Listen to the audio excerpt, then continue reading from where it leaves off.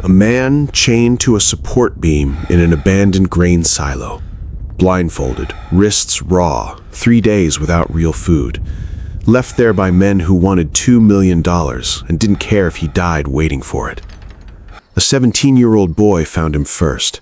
Not the FBI, not the 12 agents already combing 3 counties. A kid with a bicycle and a flashlight. He knelt down in the dark, pulled the blindfold off the stranger's face and said 4 words that would end up on the front page of a newspaper 2 weeks later. I'm scared, but I'll save you. He didn't have a phone that worked. He didn't have a weapon.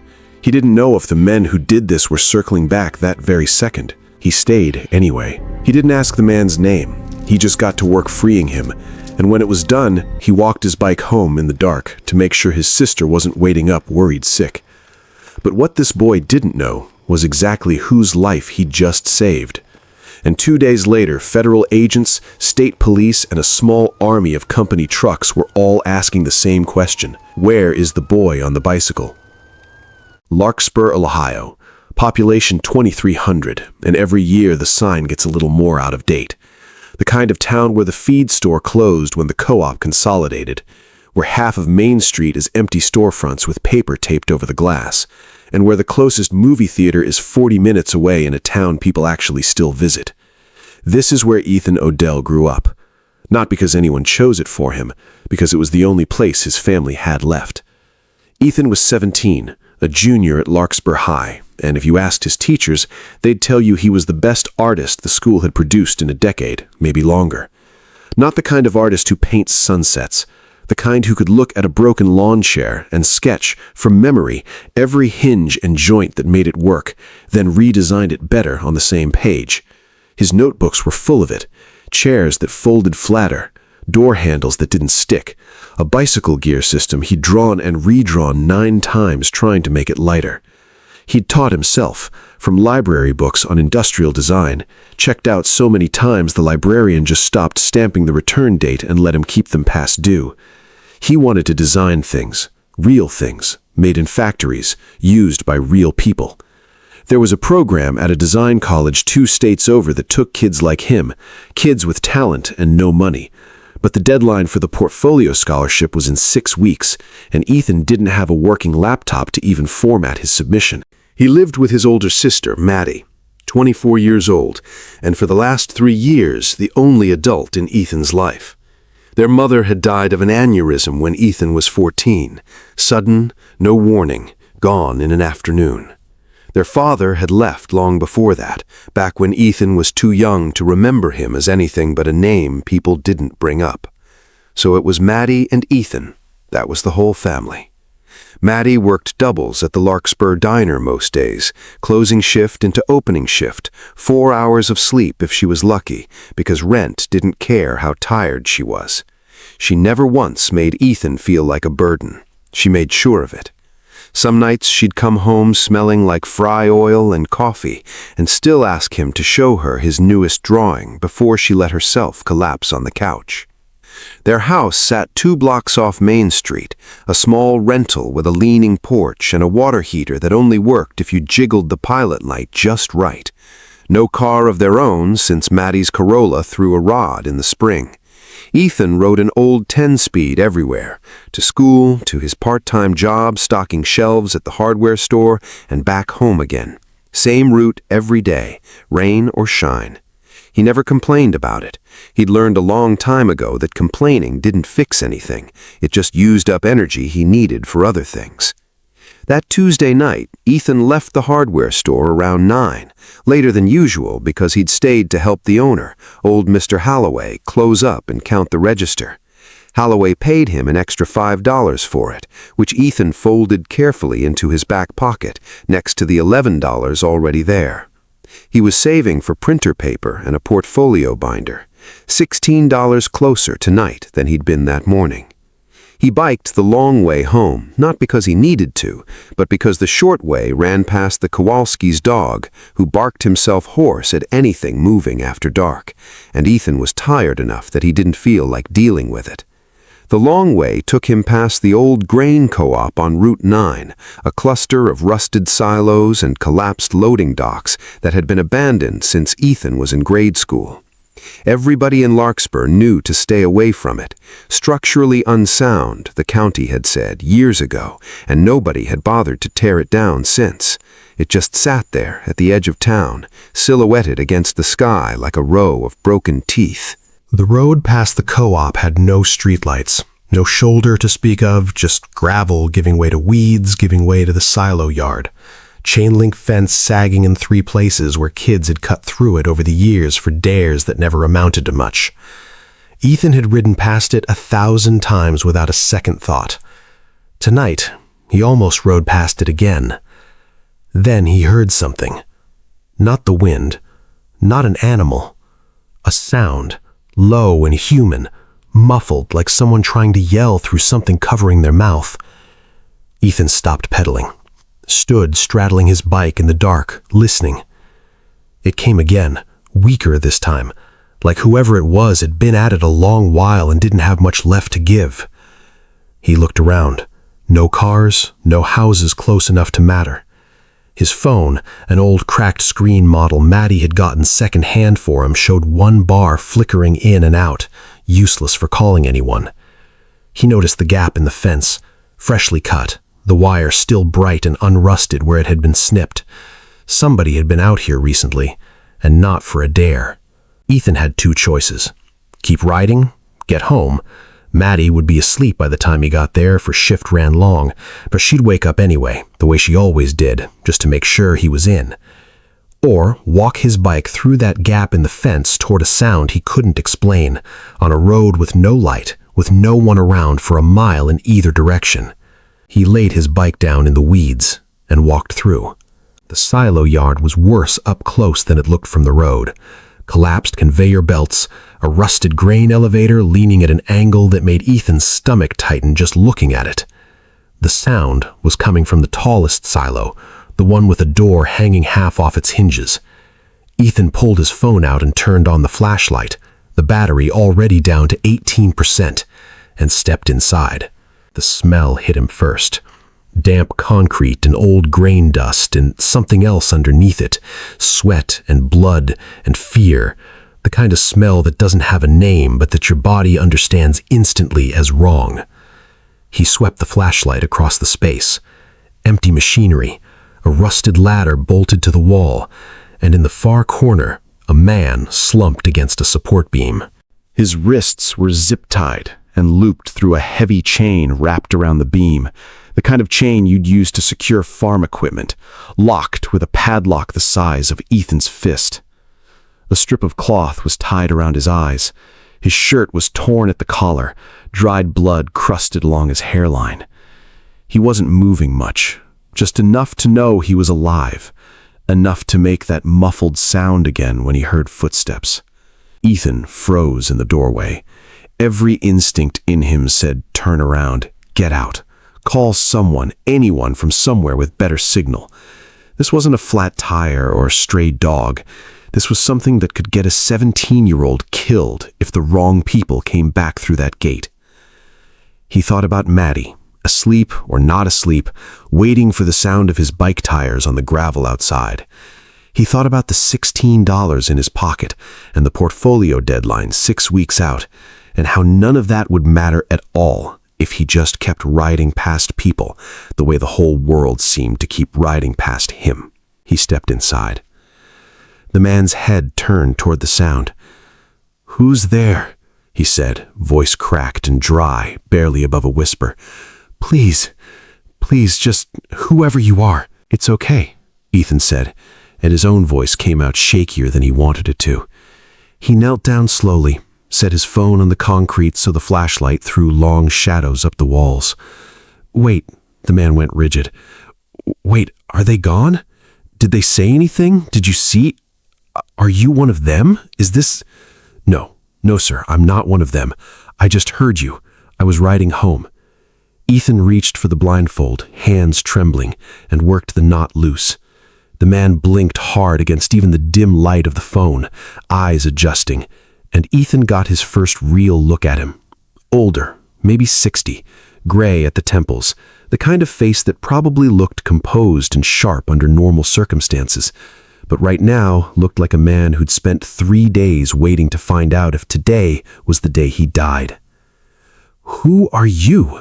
the man said again, staring at Ethan like he couldn't fully process what he was looking at.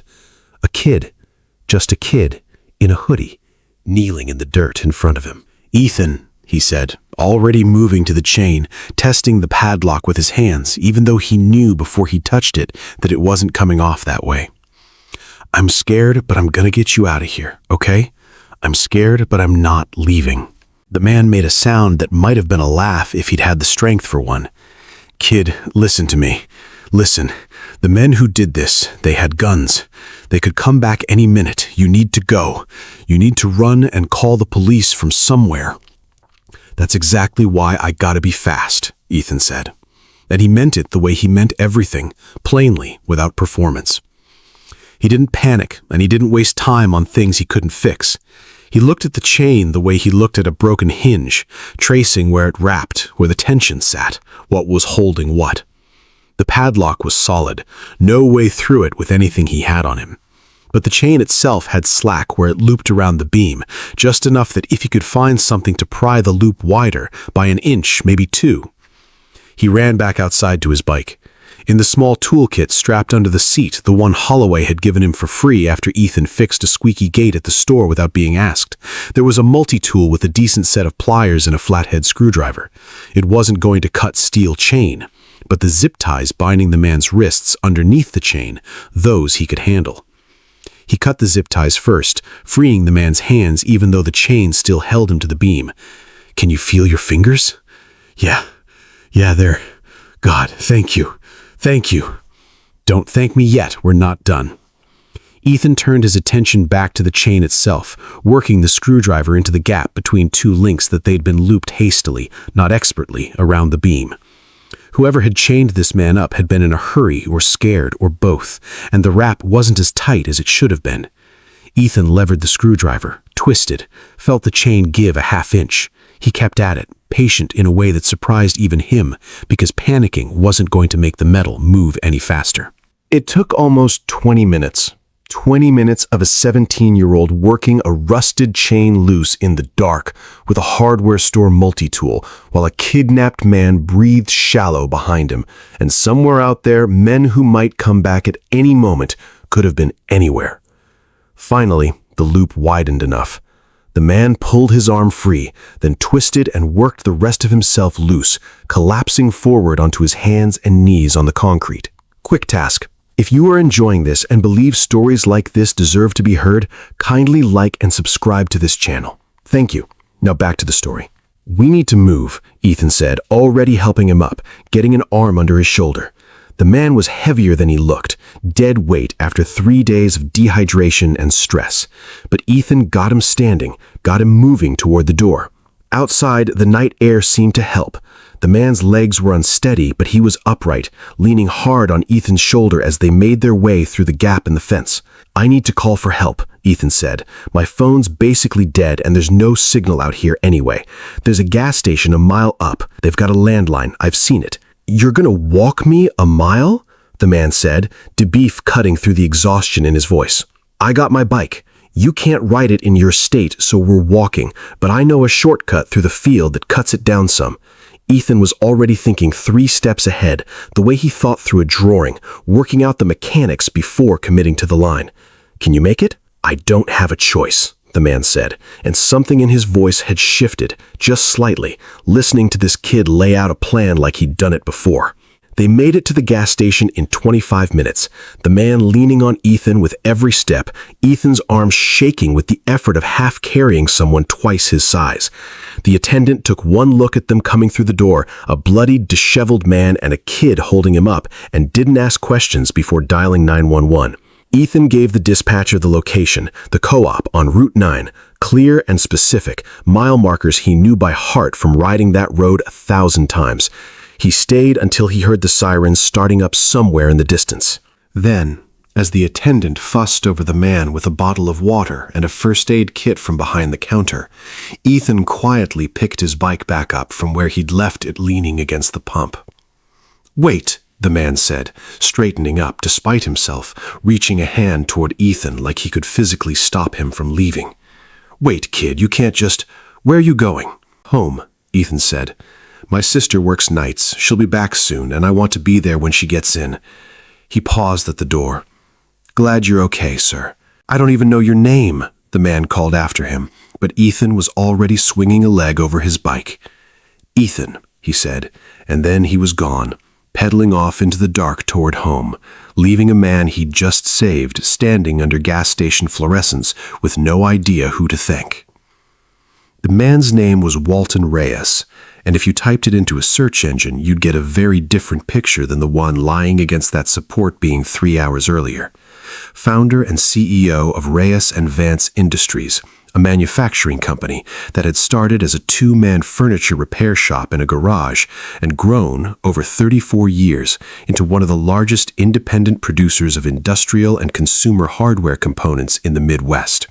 1,400 employees across 4 states. Contracts with 3 of the largest retail chains in the country.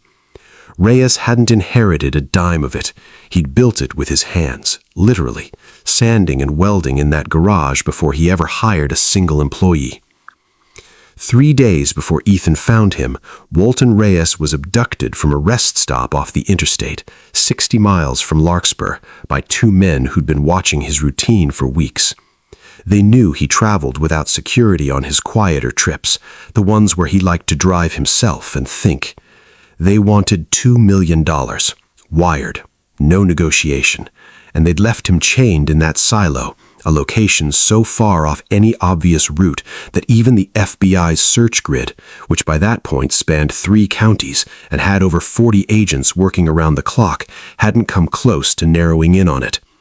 His company's private security had a team out as well, working parallel to the federal investigation, coordinating uneasily, both sides increasingly certain with each passing hour that they were running out of time. And the reason Walton Reyes had gone rigid with fear the moment he heard footsteps in that silo was that the men who'd taken him hadn't given any indication they planned to let him go even if the ransom was paid. He'd resigned himself somewhere around hour 30 to the very real possibility that he wasn't walking out of that building alive. And then a kid on a bicycle had. What Walton didn't say to the police that night, and wouldn't fully articulate to anyone for weeks, was how much that 20 minutes in the dark had rearranged something inside him. He'd watched this boy work a chain loose with nothing but patience and a $2 screwdriver, calm in a way that had nothing to do with not being afraid and everything to do with choosing to move anyway. He'd heard him say, "I'm scared, but okay," and something about the plainness of it, the total absence of performance, had lodged itself somewhere Walton couldn't easily reach. He thought about his own son.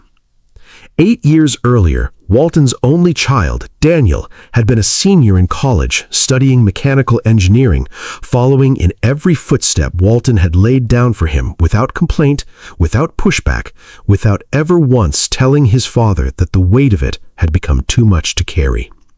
He hadn't built anything since then that mattered to him the way the company once had. He went through the motions of running it well because 1,400 families depended on him doing so.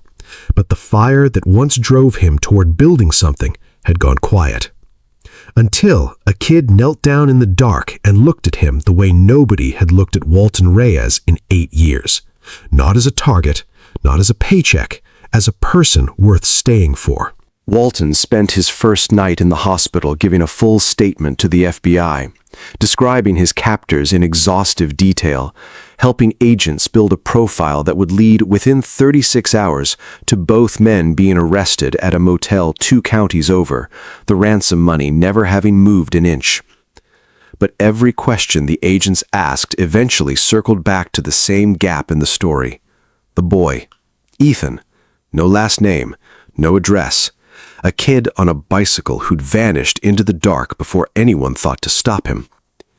"We need to find him," Walton told the lead agent, a woman named Special Agent Denise Callahan, flatly the moment he was well enough to sit upright in the hospital bed. He's a minor. He walked into an active kidnapping scene alone, at night, with no idea if armed men were still nearby. I don't care what it takes. Find him. Agent Callahan didn't need much convincing.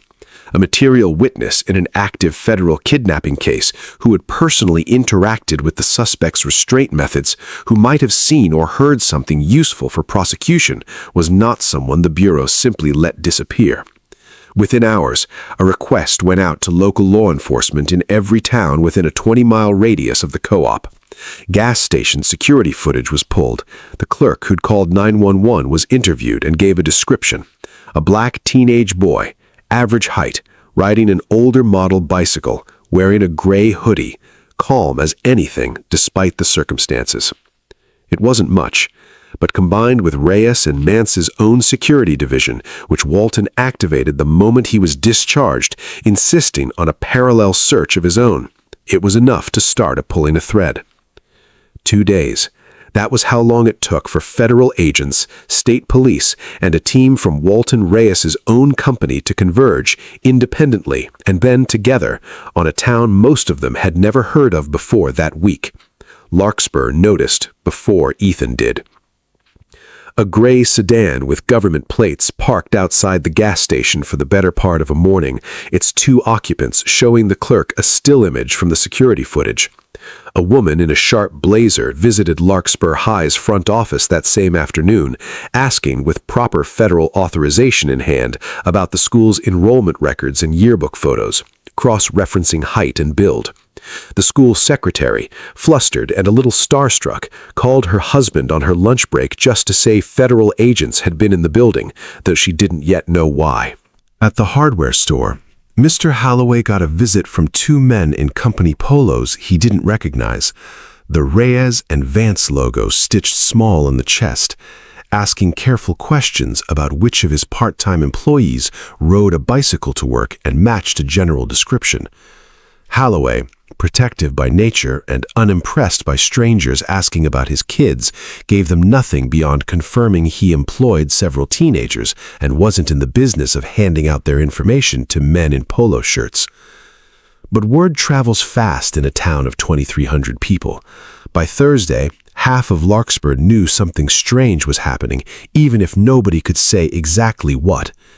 A diner regular mentioned to Maddie mid-shift that he'd heard the FBI was in town looking for somebody.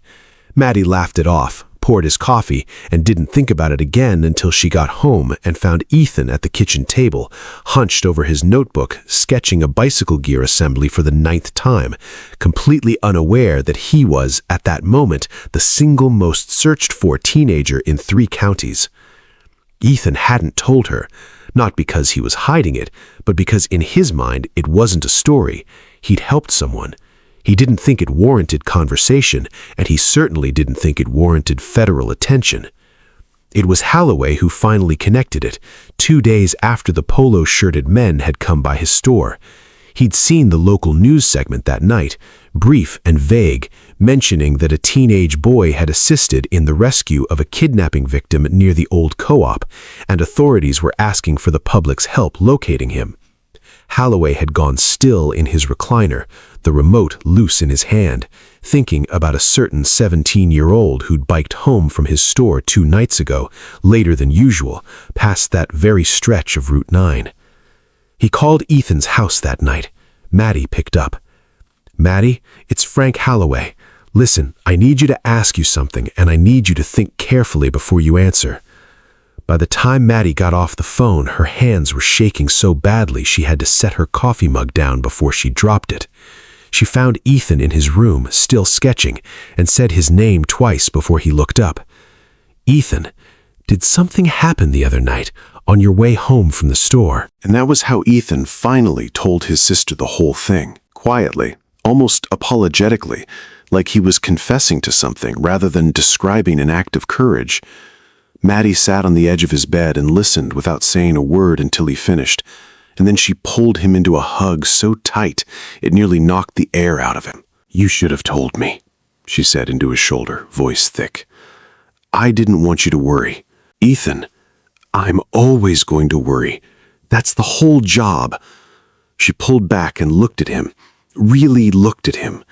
The way you look at someone when you suddenly understand how close you came to losing them. You could have been killed. I know, Ethan said. I thought about that. But I just went in anyway. Maddie didn't have a response for that. She just held on to him a while longer.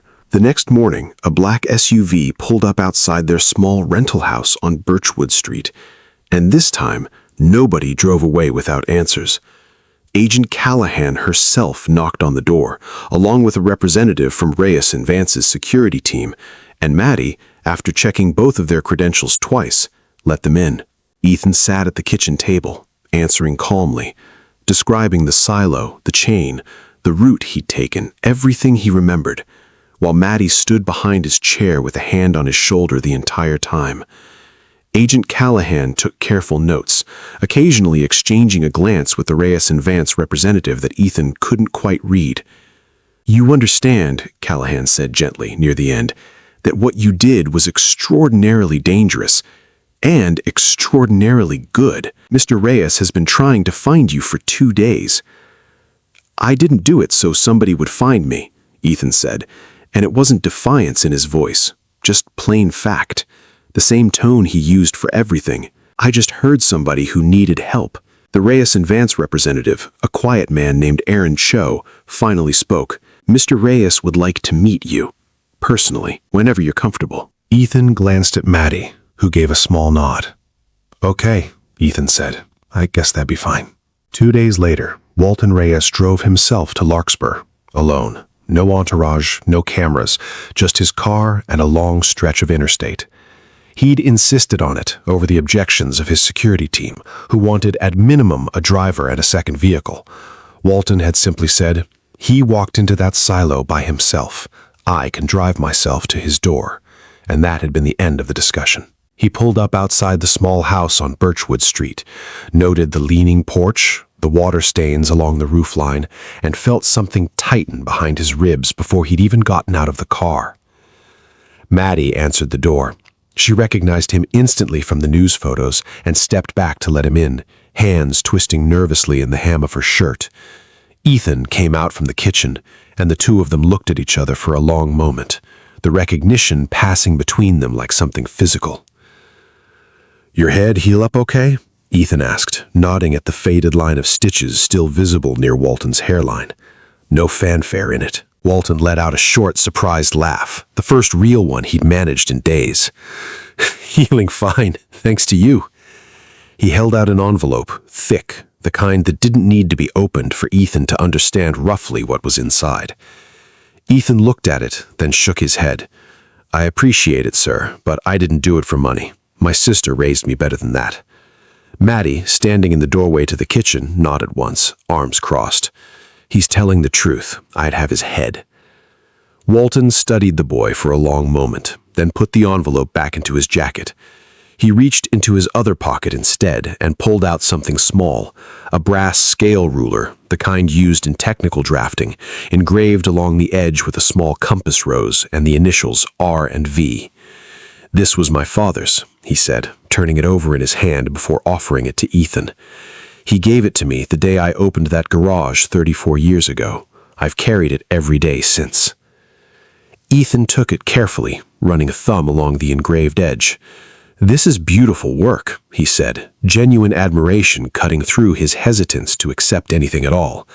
Somebody cut these lines by hand. You'd know, Walton said, and something in his voice had shifted, quiet and deliberate. I saw your notebook through the gas station window that night when you set your bag down for a second while the attendant was patching me up. Bicycle gears, hinge mechanisms. You redesign things nobody asked you to redesign. He paused. Who taught you to see like that? Ethan shrugged, a little embarrassed.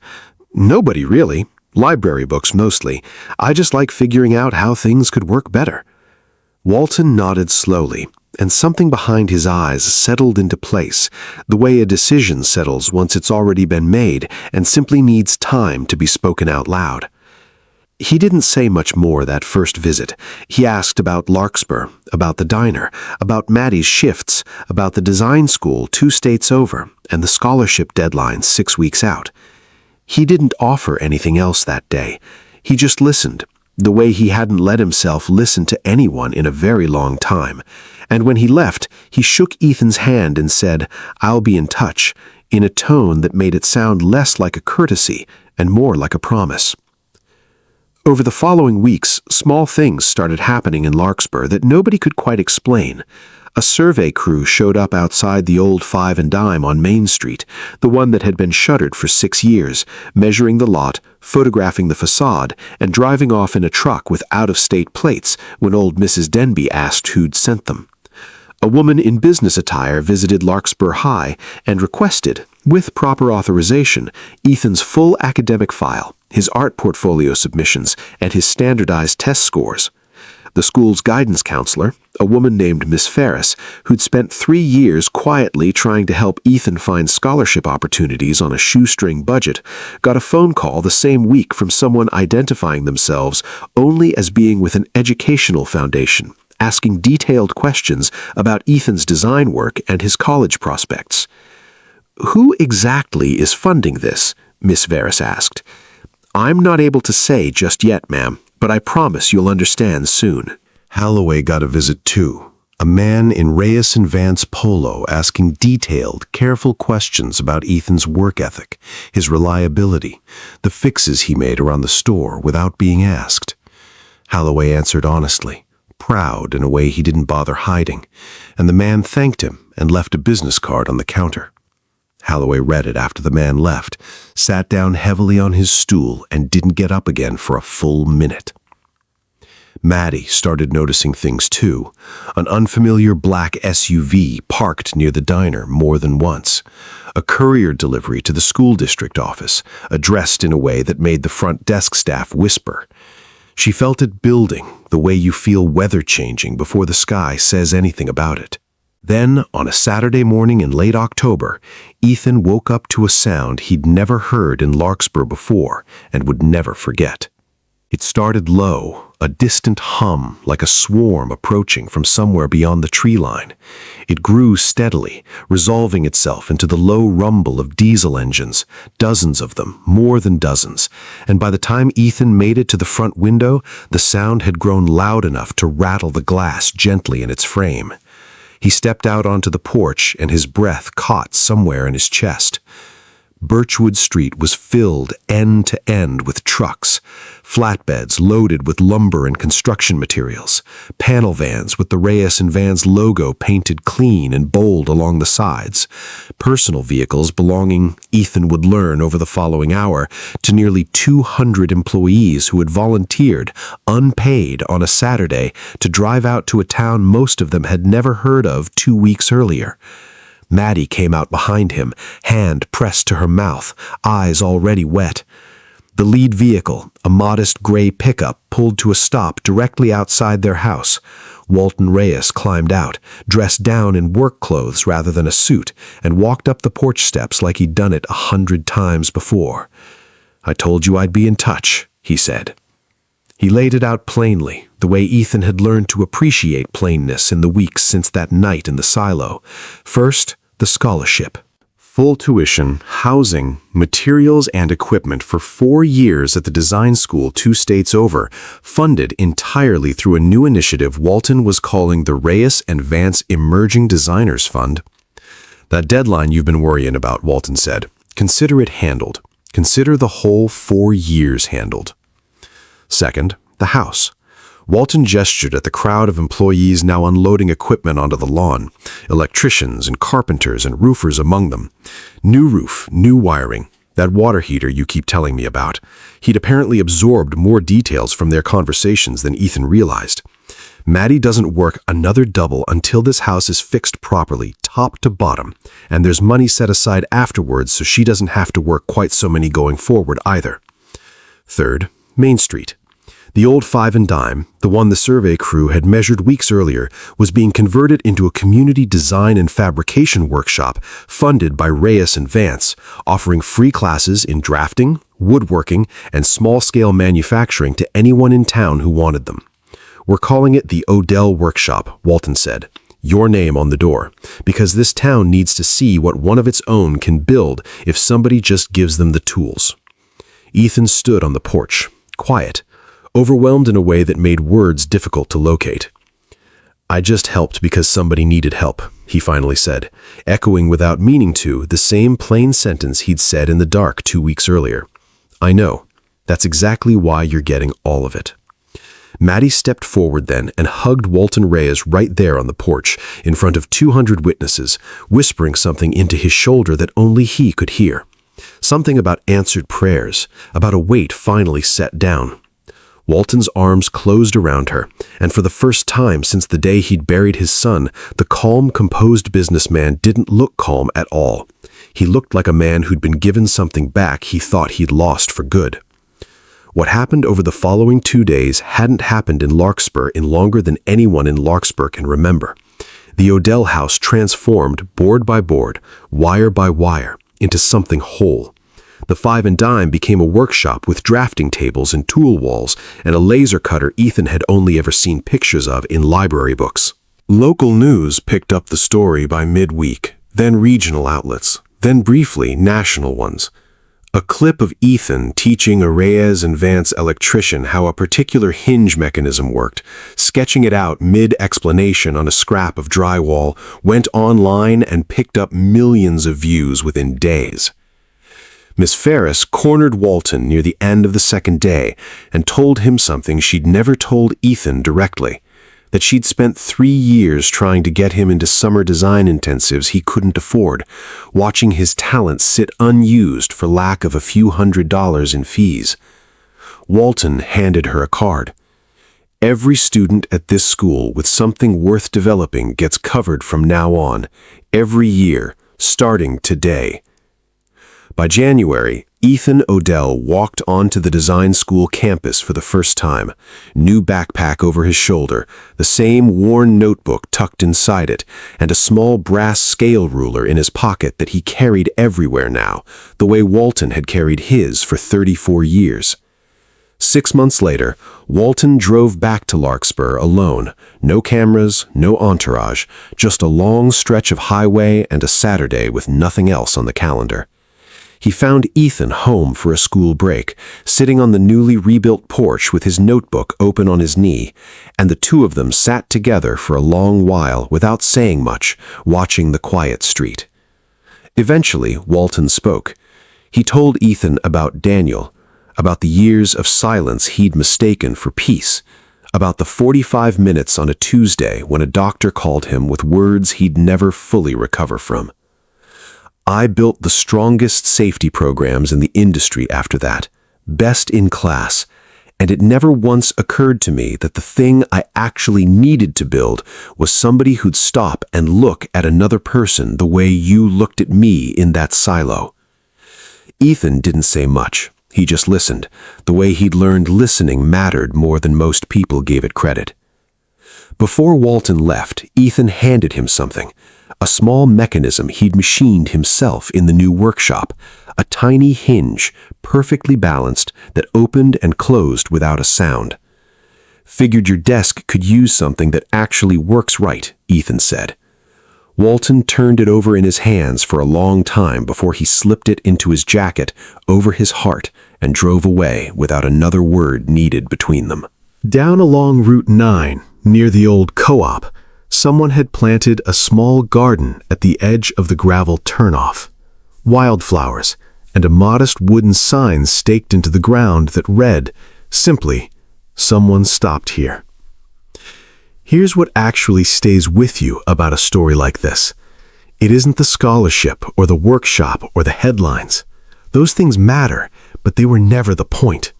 The point is a 17-year-old on a bicycle who had every reason to keep riding home that night. No weapon, no phone that worked, no idea if armed men were still somewhere close by in the dark, and he got off his bike anyway. Not for a reward, not because anybody was watching, because somebody needed help, and that was reason enough. Somewhere out there tonight, there is someone like Ethan nobody's paying attention to, doing the right thing when it would be so much easier not to. The only question worth asking is whether we notice them before it's too late, or whether we just keep riding past. If this one got to you, hit that like button, send it to somebody who needs a reminder today, and subscribe, because stories like this one deserve to be told loud. Thanks for watching. This story was made and produced by Akavox.